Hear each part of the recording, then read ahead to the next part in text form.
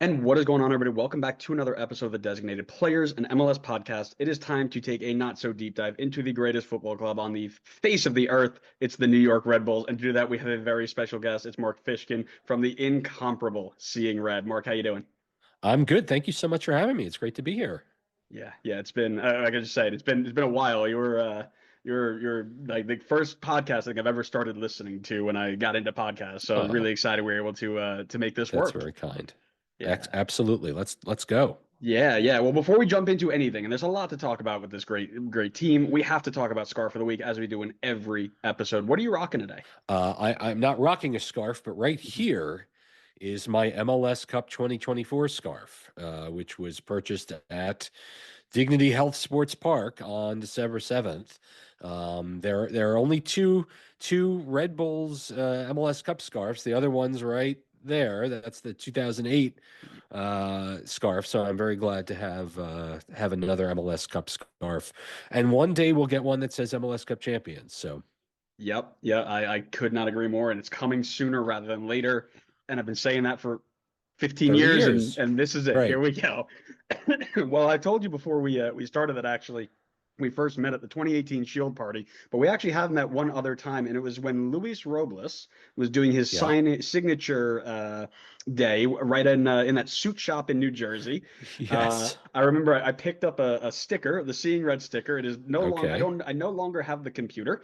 The sticker is gone, but Well, we'll have to get you I some new stickers. yes, but I do have the scarf signed by Luis Robles Uh, himself, and I Excellent. don't take it out often. It's usually up on the wall, but I feel like today was a special day for it, so it makes its Awesome. appearance. Very good. Very good. Awesome. Well, listen, from barely sneaking into the playoffs in 24 to MLS Cup runners up, it was a roller coaster. It was just an emotional roller coaster from start to finish. They ended up, like we mentioned, in a seventh place finish on the back of a 15 or so game winless run without their captain and designated player Emil Forsberg, and the hopes for playoffs, I mean, at least for myself, were rather low. But after an insane series win against Columbus, a Hudson River Derby playoff win at Citi Field, and some Andres Reyes and Carlos Coronel heroics in Orlando, they made it all the way to the final game of 2024, which unfortunately ended in a 2-1 loss to the Galaxy. We won't mention any penalty kick heartbreak in Leagues Cup that left them out of the group stages, but we will say that in 2025, it is going to be very, very exciting with not only MLS Cup attempts on the brain, but also Leagues Cup and a return to the U.S. Open Cup. Very, very exciting. What were your thoughts on the 2024 season? Well, I mean, I think 2024 was an absolute roller coaster for Red Bulls and their fans. And a lot of it you can leave at the foot of Emil Forsberg, who in the early part of the season really put the team on his back. They were contending. They actually finished 1 week at the top of the East, and without him for 3 months, things kind of went a little sideways. And through it all, New York was a very, very difficult team to beat. I mean, this is a team that only lost 9 times in 40 meaningful matches, League Cup plus playoffs. That's hard to beat. And so even though obviously they were not getting the results they wanted to during the interregnum where Forsberg was hurt, when he came back, he was able to stir the team and make them go. And we talk a lot about Felipe Carvalho being a player who came to the team during what was, I think, then viewed as a less than successful summer transfer window, and frankly, scored two of the biggest playoff goals in team history. And so you have to then say, no, it was a phenomenal summer window because Carvalho was able to produce in key moments when he did. And I think New York really missed him in the final, as well as Andres Reyes. So I think the way that the team and the fan base were energized through the playoff run, I think the fact that the team was so supportive of its fan base and was willing to tell people, if you can get to LA, we've got a ticket for you to this game. And being one of 2,500 plus Red Bull fans at Home Dignity Health Sports Park that day, I mean, that was a phenomenal moment. And the team really did right. They had a fantastic tailgate party. They gave out T-shirts to everyone. The game tickets and the travel vouchers for the supporters. So even though the team came up one goal short on the road against a Galaxy team that did not lose in that stadium all season. I mean, you can't really ask for a whole lot more, frankly. Yeah, yeah, I couldn't agree more. And I think you hit it really well on the head. I again, I've been supporting this team only back about 15 years now. I'm not an original. I wasn't actually born when the team started playing, so I couldn't be an original. However, I was in Orlando. I made the trip down to Orlando, and I very truly expected to be one of like maybe 10 people there. But what really stuck out to me was the fan support to this team is something I did not expect to see, truthfully, because I moved down here. It's like the Red Bull, whatever, right? We had to Right. have like hundreds of people there, and after the game, they all went down and they were getting things signed by the fans and signed by the players, and I mean, it was just. I stayed there for 45 minutes and just watched it all happen. I was like, this is amazing. This is what you dream of. This is Yeah, what it's about. And it was such a very, very nice moment to realize how special that connection is between team and fan. That because I've been in Kentucky, I've been upstate New York, I'm now in South Carolina. Like I don't get to witness that all the time, and to be a part of that sure. was really, really special. So, it's such a really special night. Yeah, absolutely. It was a very it was a big deal, and again, I think the way that the team and the fan base really kind of drove each other through the playoff run, I think rolls very much into the ambition that the team has shown during the offseason to sign experienced players that are going to provide upgrades to the Red Bulls in a lot of key positions. And so it's exciting as we get ready for 25.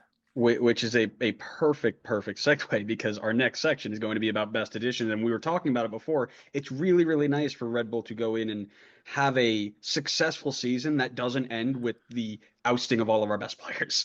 So, Yep. very exciting for that. And they're adding on top of it, who's the best edition for you? Well, I think there are a lot of really key additions. Obviously, I think a player like Choupo-Moting is going to be really, really important to New York, whether or not he's able to play the majority of games, whether or not he has enough in the tank. I think he'll be important. I think Alexander Hack will be very important. We got to meet him at the training facility last week, and he's a big character. And he basically said, "Look, I played for Sandro Schwartz at Mainz, and he's a real pro." And so he and Forsberg and Choupo-Moting all speak German. They're accustomed to being Bundesliga quality players, and I think it'll make a massive difference in the back. So I think those two players are really important. Lewis Morgan signed a new contract extension announced today, which is great for Red Bull fans. I'm excited to see how Cam Harper continues to mature and improve. So I don't know if there's one single player that I would single out as the best. It's hard to know, obviously, before any of them play a meaningful match. But I would say certainly Choupo-Moting and Alexander Hack would be definitely a short a next one. Yeah, yeah, I like those a lot. I think I'm still wasn't super sold on the contract to Choupo-Moting. I don't know if that was DP worthy, but again, we've thrown DPs at young players, mid-age players, older players. I mean, we've tried it to everywhere. So, I'm not hung up on it. But for me, I'm super excited to see Raheem Edwards in the Red Bull system. I think that John Tolkien leaving was going to be a really big hole to fill, and I know we got the Chilean left back who just came in, but I wasn't sold on him. I wasn't sure where he was going to fit in. Raheem Edward comes in with what I believe is a perfect fit. MLS experience, tons of pace, likes to get forward, quality on the ball, and he's still in his prime. So I really, really love that move, and I think it's going to be one of the better moves when we look back at the end of next season. Like, oh, that was a really good one. Yeah, we talked about Edwards last night on Seeing Red, and I think one of the interesting things about him, and he's been in the league about 8, 9 years now, and he's played for like 6, 7 teams. Mm. And so there's something to that. I mean, I think that he certainly can come in. I think he's going to do a whole lot to settle the left side of defense down. I think he and Marcelo Morales most likely will find themselves, battling in practice every day to be included in Schwartz's starting 11. And I think it'll be interesting to see what Edwards brings. But again, the idea that he is an MLS pro, he understands the league. I don't see too many negatives here. Yeah. And if we're speaking about MLS pros and understanding the league, we have to give a shout out to our friend Tim Parker coming on back. Yeah. Very excited to have him there. I was worried about that third center back role, or at least the rotation in there. And I think that is Yep. no longer no longer an issue. Yeah, no, I agree 100% that having Parker back even at age 31, I think will be great for depth on the back line. And when you consider Alexander Hack and Sean Nealis and Noah Ayla, and now you're adding a player like Tim Parker, I think you're going to see New York's defensive numbers improve significantly this year. Yep, and that's saying a lot considering how defensively sound they usually are. But we did have to move on from a couple players, and honestly, not as many as I was expecting. But we have moved on from some. Who's the biggest loss so far? I don't know. I mean, I think Tolkien. I mean, the cadre of forwards that were let go, right? Van Zier and Elias Manuel and Corey Burke. I mean, I've said this in a number of places. New York's forwards scored exactly one goal in the 5-game playoff run, and that was the second NYCFC, the goal at NYCFC by Dante Van Zier. And so I don't think those losses will hurt New York terribly. Andres Reyes, someday we'll all learn the story of what happened leading up to MLS Cup. I mean, I've said this in other places again, but it was a very bright, hot day. Is it possible that he suffered some sort of heat stroke slash panic attack that prevented him from playing? Yes, that's certainly possible. Would it have made a difference? Maybe. I mean, I would kind of think it would have. I know that Noah Ayla wasn't 100%, and he was thrown on the field literally with about 90 seconds head start. I didn't get to warm up with the team. So just, I don't necessarily think that there's one particular loss that New York is going to feel from the players that left, other than John Tolkien, who needed to level up, and it was ready to go. So I think New York will miss Tolkien, but hopefully a combination of Edwards and Marcelo Morales will help Red Bull fans move on. Yeah, well, and that's kind of I should have specified that a little bit earlier. Is when I mentioned that they didn't move on from as many players as I would have thought. I meant like they replaced them all, right? They come in and there's nobody who you're like, oh man, like that hole is going to be really big to fill. Reyes is out. We've replaced him with Hack and Tim Parker, right? You move on Tolkien. You've got two left backs now to fill that spot. I'm gonna go with the vibes pick. Ryan Mera, man, retiring right after he signs a new contract. He's my guy. I loved him from like when I started really following the team, it was his first like when he got drafted. So he came in, I think he took over for Buna Kandul or maybe Bill Gaudette. And he just was a rock. And I was like, great, awesome. This is our guy. And then he got hurt at DC. And I was like, oh man, I hope he gets back quick. And then this guy, Luis Robles, comes around. And he's And he like, didn't. yeah, Yes, so he never came back, no. which is brutal. But he was a consummate pro, the definition of Mr. Red Bull to me. I thought he was like I always loved being around and watching. When I could get to games, watching him at warmups, and he always went out there with the same mindset, which Yes. was if I had to go in, I'm going to be prepared for it. And every warm Yes. up, he was warming up that way, and it's somebody that I'm going to miss seeing on our sidelines and in warm ups when I go to games and stuff like that. Yep, agreed 100%. I think Mara certainly will be missed. You can't say he didn't give everything for the club over the many, many years that he was there. The irony is, up until this week, Sean Nealis now is the longest tenured Red Bull. You can make the argument he's the longest tenured current Red Bull in terms of consecutive years, but of course, Tim Parker was here in 2018. So now Tim Parker has the most history on the team, even though he's back for a second stint. Love it, love it. Well, we're talking about all these new players coming in and possibly players who are going to need to step up and do certain things. Who is a player that non-Red Bull fans should be watching that may break out or take it to another level this year? I mean, there are a couple of players. I think again, Cam Harper is a player that we all saw last year that I think has an opportunity to really have a breakout year. Played with so much confidence, had a few absolute bangers. Supporting and his partnership with Choupo-Moting down the right side will be really interesting to watch. I think in the center of midfield, Danny Edelman, of course, the U20 national team captain, excuse me, continues to leave it all on the field every single match. I'd like to see him less time on the ground, but again, he's a really, really strong player. Peter Stroud, of course, as well. Ronald Donkor, kind of the engine room of that central midfield, central defensive midfield, I think is another player that has an opportunity. And then, I mean, I don't know if we can talk about Dylan Nealis as an unsung player. He had a phenomenal Good. 2024. Phenomenal 2024. And so I'd like to see him continue to improve as well. So a lot of different directions to go.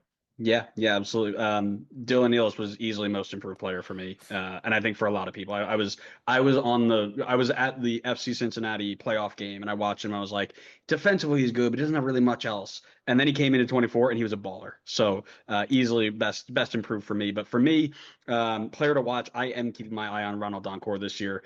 He looks like he was getting looks in the 6 or the 8, in the 2, 4-2-2. Sometimes he's playing right wing back. I know he subbed in at right wing back in Orlando. And it's like, where is he going to play? How is he going to fit into the system? Where is his potential best? And then, if he can work his way into the starting 11 wherever he ends up. Yep. Yeah. No, agree So 100%. yeah, it'll be interesting. I think he's got a lot of potential, but we'll see where it goes. But we head into 2025 here, and we just talked about lots of movement in terms of players in, players out, people looking to get their shot. But what's the one question that's still kind of hanging over the Red Bulls right now for you? Oh, I think it's very clear. It's how much are we going to see of Choupo-Moting and how effective can he be? It's been a real long time since he's hit double-digit goals. He's 35 years old. He's coming to a new physical league. And while he's absolutely played on some fantastic teams, I think the question is, how often are we going to see him? Is he going to be a starter or is he going to be a 70th minute replacement? And if he's not the starter, what, is a 20-year-old Victor Bogash or a Serge Goma or a Julian Hall ready to take that starting role and work on defenses and grind them down? So by the time Choupo-Moting can come on for the last half hour of a match, is he going to be more effective? It's going to be really interesting to see. New York has said they're going for all 4 trophies in the Shield this year. Of course, they're playing in the Open Cup and the Leagues Cup, and just as we want. And so, I think it's going to be really, really interesting to see just what a 35-year-old Choupo-Moting has for the Red Bulls and the Red Bull fans this year. Yeah, super, super fair. And it's one of the things. The second he was signed, I think everybody was asking that question. So we'll have to keep an eye on it. For me, I think people were shocked that a 7 seed made it all the way to MLS Cup, right? But people who knew the game and knew what was going on realized that we were a 7 seed because we were missing one of our best players, right? Yep. So the question I think is, with this fully healthy team and all these new players in, is it a legit contender in the East, right? Can they keep up with the best of the best in the league, which is now getting to be less and less of the best in the league as more players depart and depart and depart? So can they keep up with these teams, and can they stay healthy enough long? Can they stay healthy long enough to even entertain the idea? Well, first of all, I want to kind of quickly pull up the 2024 MLS standings Hmm. because I think it's really important to think about let's pull this up. Yeah. Who finished out of the playoffs, right? And the first team you have to look at is Atlanta, who has made a phenomenal bunch of investments, bringing Miguel Almiron back, signing Emmanuel Latelaf. They're not going to be out of the running this year, right? Philadelphia, meh. The Nashville, not so great. Chicago's made some good improvements. New England is in transition. I don't see DC necessarily. So, and again, Atlanta made the 8-9 game. So to Hmm. say that they're not necessarily going to be there is something City, all they've done is thrown their players away, give their players away. Obviously, Columbus without Cucho Hernandez now is going to be, I think, a question mark. So your question, Andrew, about can New York contend? I think yes, absolutely they can contend. But I think it's really important to note, given the fact that this team has won the East and won the Shield multiple times in the Red Bull Arena era, the idea that a 7 seed can't make MLS Cup should be, completely dissipated after what we saw out of New York this year. I think the fact of the matter is you just got to get in. Yep. You just got to get in. And with everything we saw from New York last year in that game, they hit the post down 2-1. There was a penalty shout, as you said, an injury time down 2-1. New York could have won the game. They came very, very close to tying the game numerous times. And so, to say, are they a cup contender? I think the question really has to be asked, are they a playoff contender? And I think the answer is yes, they are a playoff contender. And then anything can happen, and it usually will. Yep, I think that's super spot on. And I think last year we were talking about the East is so hard to predict because there are like 8 teams who can finish in the top three. Now it's like the East is so hard to predict because all of those 8 teams have either gotten significantly less good or are just a little bit better. So it's like you Yeah. took it from all here and now it's like everybody's down here. It's still going to be a nightmare to try and predict, but I think it opens it up for almost anybody. So that's really exciting. And it means, we have to ask, where do you think this team is finishing this year? If we're gonna put it all Yeah, I out there. mean, I think with any year, New York is gunning for that fourth spot. I think that's where they should be setting their sights to get the second playoff match. The home field during the first round of the playoffs. That's what you really want to do. So, I mean, do I see any team finishing ahead of Miami? Maybe Atlanta, but that's probably about it. And I think that then the questions are, who's playing for third? And I would hope the Rebels are playing for third and fourth, and I'd be very happy with that. Yep, I'm in the exact same boat. I think that I don't know if they're supporter shield contenders quite yet, but I like them competing for that top four spot. I think between 3 and 6 is a good prediction. I think they'll probably be 3 or 4, but again, 1 or 2 games can Yeah. drop you 2 or 3 spots, right? So I think anywhere between 3 and 6 is a Yep. pretty good spot for them, and just keep fingers crossed that, like you said, you get in and then you run for the real one, right? Supporter shield is fun, Leagues That's Cup right. is fun. Open Cup is great. I'd love to win Open Cup. I remember 2017. I'd love to win Open Cup, but we know the big one. We know the one we want to get to, and we just got to get in. So There you go. There you go. yeah, And again, New York finished 5 points out of that fourth spot last year. yeah, So that's a bounce here, a bounce there, and one more win, and you're there. So yeah. absolutely. Yep, and that's what it's all about. But Mark, I want to thank you so much for coming on today and chatting about everybody's favorite team, or maybe just our favorite team. I don't know, but it is such a pleasure to get to talk to you. Thank you so much. Take a minute and let everybody know where to find you and all your work and all of Seeing Red. Yeah, I mean, Seeing Red since 2010 has been covering the Red Bulls every single week. The website is seeingredpod.com, but you can find us on any audio program and on YouTube as Seeing Red NY. We're on Blue Sky, we're on the Instagram, so you can hunt and find us there. But again, it's seeingredpod.com. And thank you so much for the opportunity to chat. I really appreciate it. Thanks for the Yeah. invite. An absolute pleasure. Thanks so much for being here. And everybody, thank you for listening. We hope you enjoyed this episode, and we'll see you next time on the next episode of the Designated Players and MLS podcast. See ya.